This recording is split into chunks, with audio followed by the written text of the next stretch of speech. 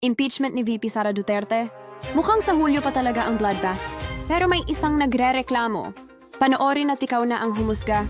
Senate President Chiz Escudero has confirmed. Sa June 11, paipipresenta ng House Prosecutors ang Articles of Impeachment laban kay VP Sara. Sa araw na iyon, magko-convene ang Senado bilang impeachment court. Mag-ooth ang mga senador. Mag-a-approve ng rules. Maglalabas ng summons.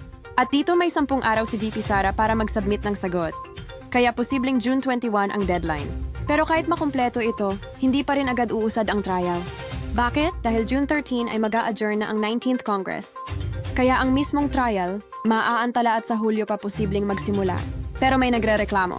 Ayon kay Leila de Lima, lumalabag daw sa Article 11 ng 1987 Constitution ang ginawa ni Escudero na pag-reschedule mula June 2 to June 11 dahil sinasabing dapat agad simulan ang impeachment trial pagdating nito sa Senado. At may isa pang twist.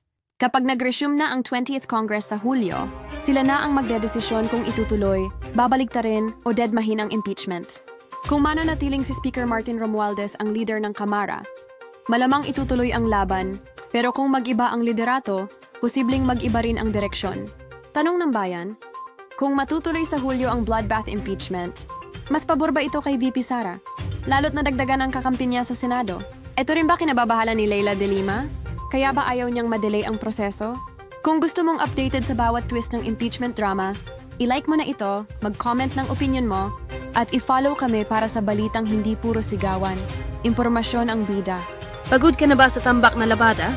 Sa Savian Instafresh malinis na disinfected pa. May laundry, dry cleaning at cleaning supplies all in one shop. Kaya ano pang hinihintay mo? Tara na sa Building 8A4, Bahay Caridad, Bayani Street, Quezon City. Sa Savian, sulit ang linis at ginhawa.